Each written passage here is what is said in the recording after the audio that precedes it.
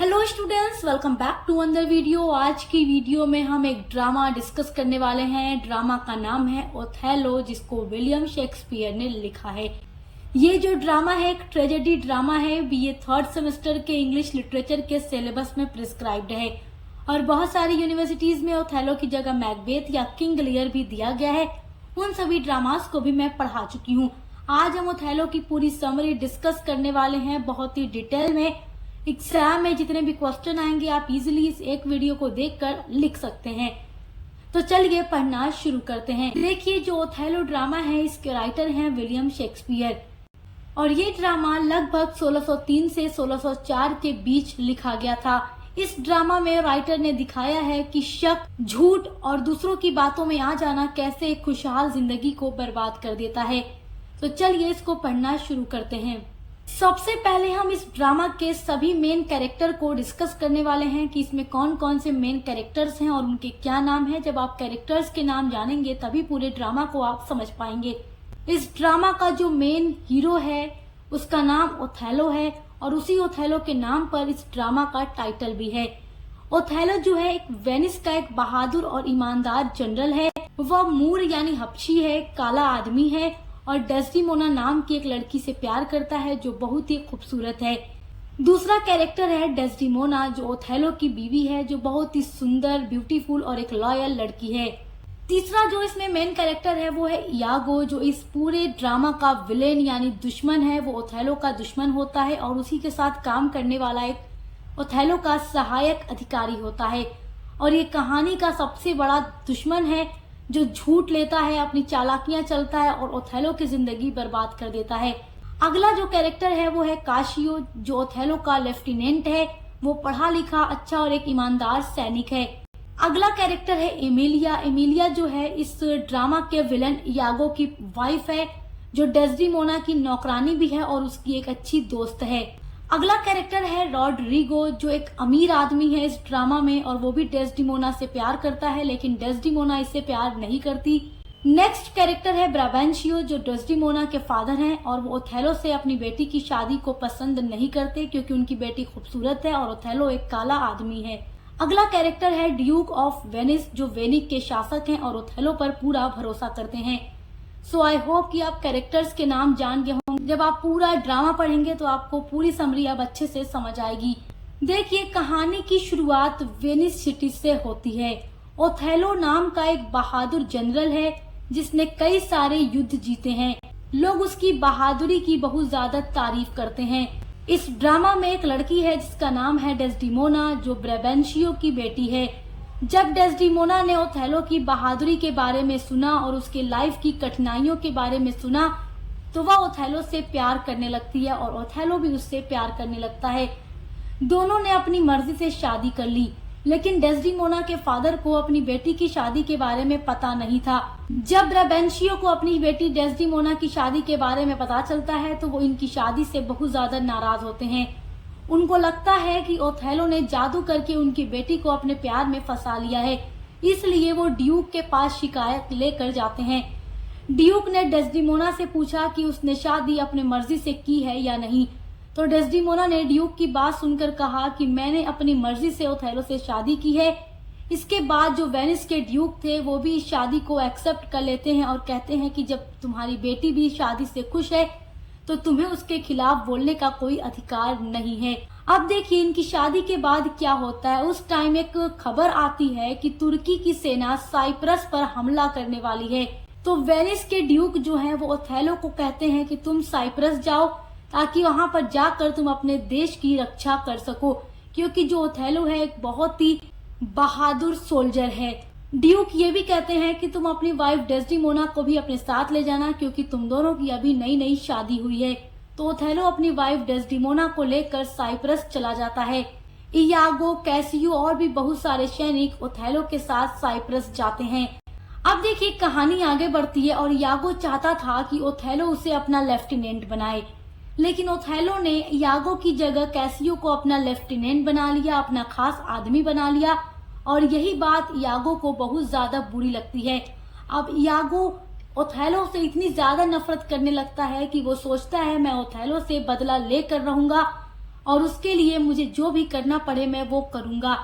इस तरीके से कहानी आगे बढ़ती है और मैंने आपको बताया कि ओथेलो अपने वाइफ को लेकर और अपने भरोसेमंद सैनिकों को लेकर साइप्रस चला जाता है अपने देश की रक्षा करने के लिए।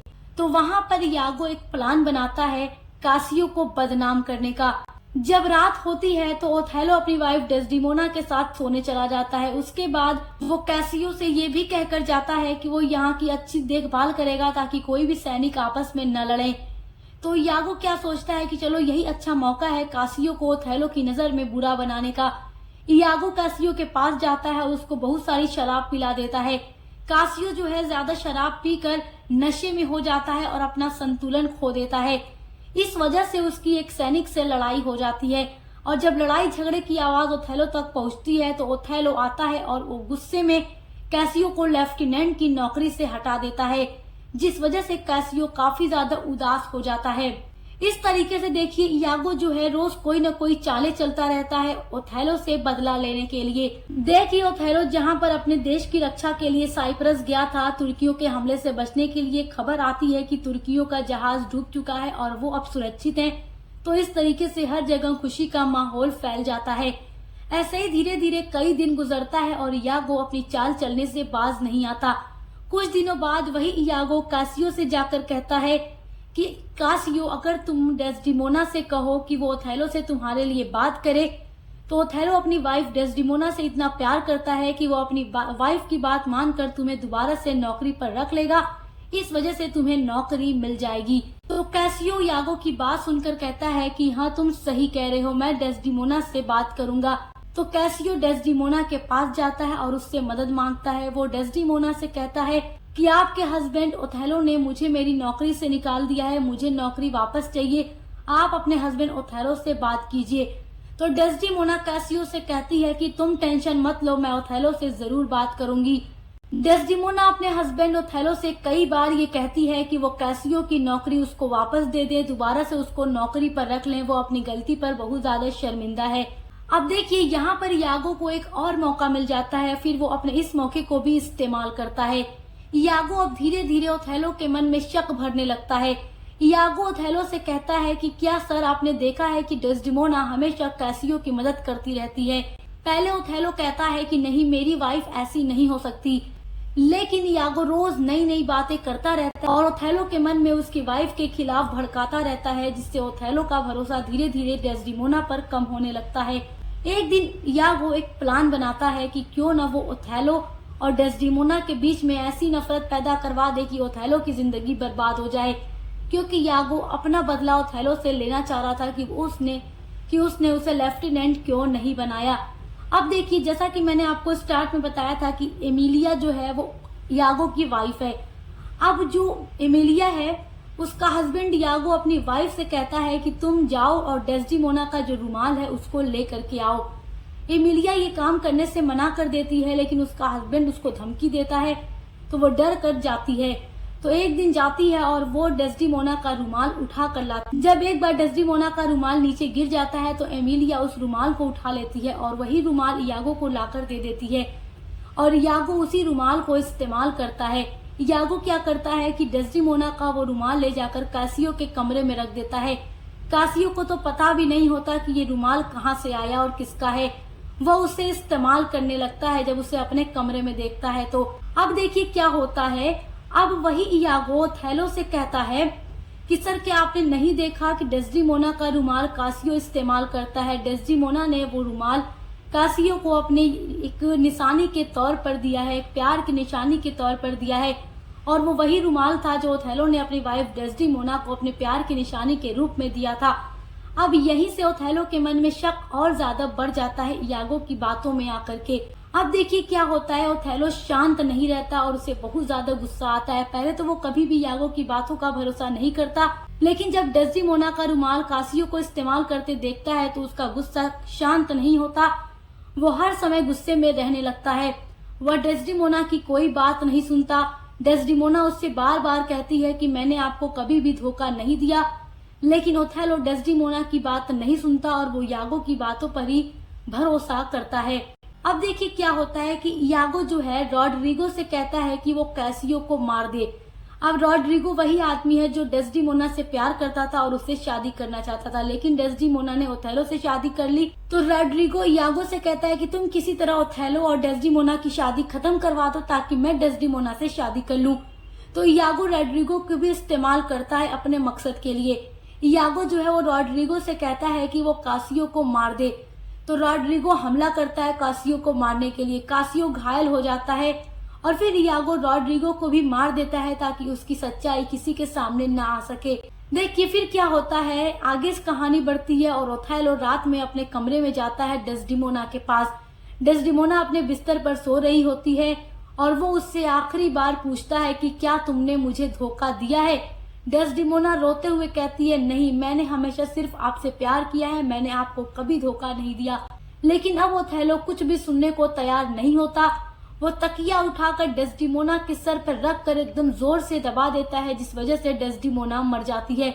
और इस तरीके से ओथेलो शक की बना में आकर अपनी ही उस वाइफ को जान से मार देता है जिससे वो बहुत ज्यादा प्यार करता था। अब देखिए कहानी में एक ट्विस्ट आता है। वो ट्विस्ट ये है कि इयागो की वाइफ एमिलिया दौड़ते हुए ओथेलो के कमरे में आती है और वो ओथेलो को आकर सब कुछ सच सच बता देती है। वो बताती है कि उसका हस्बैंड इयागो आपसे बदला लेना चाहता था और डेस्डिमोना का रुमाल डेस्डिमोना ने कासियो को नहीं दिया था। मेरे हस्बैंड इयागो ने वो रुमाल कासियो के कमरे में रखा था ताकि आप और डेस्डिमोना के बीच में नफरत पैदा कर सके और आपकी जिंदगी बर्बाद कर सके। देखिए जब एमिलिया ओथेलो को सारी सच्चाई बता देती है तो ओथेलो को अपनी गलती का बहुत पछतावा होता है और इयागो भी गुस्से में आकर अपनी वाइफ एमिलिया को मार देता है कि उसने सारी सच्चाई क्यों बताई। इस तरीके से इयागो को सैनिक तो पकड़ लेते हैं सजा देने के लिए, लेकिन ओथेलो अपनी पत्नी की लाश देखकर बहुत रोता है और वो रोते हुए कहता है कि मैंने एक निर्दोष को मार दिया जिसकी कोई गलती नहीं थी, मैंने उसे मार दिया। उसे अपनी गलती का इतना पछतावा होता है कि वो खुद अपनी जान लेता है और खुद को मार लेता है। इस तरीके से इस कहानी की सैड एंडिंग हो जाती है। और मैंने आपको ये बताया ही था कि ट्रेजेडी ड्रामा में हमेशा मेन हीरो या हीरोइन की डेथ हो जाती है और इसमें मेन कैरेक्टर का डाउनफॉल होता है। जैसे ओथेलो एक अच्छा आदमी था लेकिन फिर भी वो शक में आकर के दूसरों की बातों में आकर के अपनी ही वाइफ को मार देता है और खुद भी मर जाता है। तो ये है इस पूरे ड्रामा की समरी। आइए अब इस ड्रामा की थीम्स को भी डिस्कस कर लेते हैं। इस ड्रामा में बहुत सारी थीम है जो एग्जाम में पूछी जाती हैं। इस ड्रामा की पहली थीम है जेलसी, यानी कि जलन। देखिए इयागो ओथेलो से जलन रखता है, उसके जेलस होता है और उसको बर्बाद करने की कोशिश करता है। दूसरी थीम है लव, यानी सच्चा प्यार। ओथेलो और डेस्डिमोना का प्यार सच्चा था लेकिन भरोसे की कमी ने उनके प्यार को खत्म कर दिया, यहाँ तक कि उनकी जिंदगी को भी खत्म कर देता है। इस ड्रामा की तीसरी थीम है ट्रस्ट, यानी कि रिश्ते विश्वास पर टिके होते हैं। अगर रिश्ते में भरोसा न हो तो वो रिश्ता नहीं टिक सकता। अगली थीम है अपीयरेंस वर्सेस रियलिटी, यानी जो बाहर से अच्छा दिखता है वह अंदर से वैसा हो ये जरूरी नहीं होता। और नेक्स्ट थीम है रिवेंज, यानी बदला, यानी बदले की भावना भी कई लोगों की जिंदगी बर्बाद कर देती है और इयागो की बदलों की भावना ओथेलो की पूरी लाइफ बर्बाद करके रख देती है। तो ये सब इस ड्रामा की मेन थीम है। आइए अब इसके मोरल मैसेज को भी जान लेते हैं कि ये ड्रामा अपने रीडर को क्या मोरल मैसेज देता है, क्या सीख देता है। देखिए ये ड्रामा सबसे पहली सीख तो हमें ये देता है कि बिना सबूत किसी पर भी शक नहीं करना चाहिए। दूसरों की बातों पर आंख बंद करके भरोसा नहीं करना चाहिए। पति पत्नी के रिश्ते की सबसे बड़ी ताकत विश्वास है। अगर भरोसा नहीं है तो उनका रिश्ता कभी नहीं चल सकता। और ओथेलो डेस्डिमोना के बीच में विश्वास खत्म हो जाता है। ओथेलो भरोसा करना छोड़ देता है जिससे वो बर्बाद हो जाता है। ये स्टोरी हमें ये भी मैसेज देती है कि गुस्से में लिया गया फैसला पूरी जिंदगी में पछतावे की वजह बन सकता है। अगली सीख ये है कि झूठ और साजिश कुछ समय तक सफल होती है लेकिन अंत में सच सामने आ ही जाता है। अगला मोरल मैसेज ये है कि जलन और बदले की भावना इंसान को केवल विनाश की ओर ले जाती है, तबाही और बर्बादी की ओर ले जाती है। तो मेरे प्यारे स्टूडेंट्स, उम्मीद करती हूँ कि आप ओथेलो ड्रामा की पूरी समरी, इसकी थीम और इसका मोरल मैसेज बहुत अच्छे से समझ गए होंगे। मैंने बहुत ही आसान तरीके से आपको बताने की कोशिश की है। अगर आप समझ गए हैं तो हमें कमेंट करके जरूर बताइएगा। इस ड्रामा से आपका जो MCQs एग्जाम में आएगा या शॉर्ट लॉन्ग क्वेश्चन आएगा उनके लिए मैं अलग वीडियो बनाऊंगी, तो आपको टेंशन नहीं लेना है। अच्छे से पढ़ाई करते रहिए। Best of luck. मिलते हैं अगले वीडियो के साथ।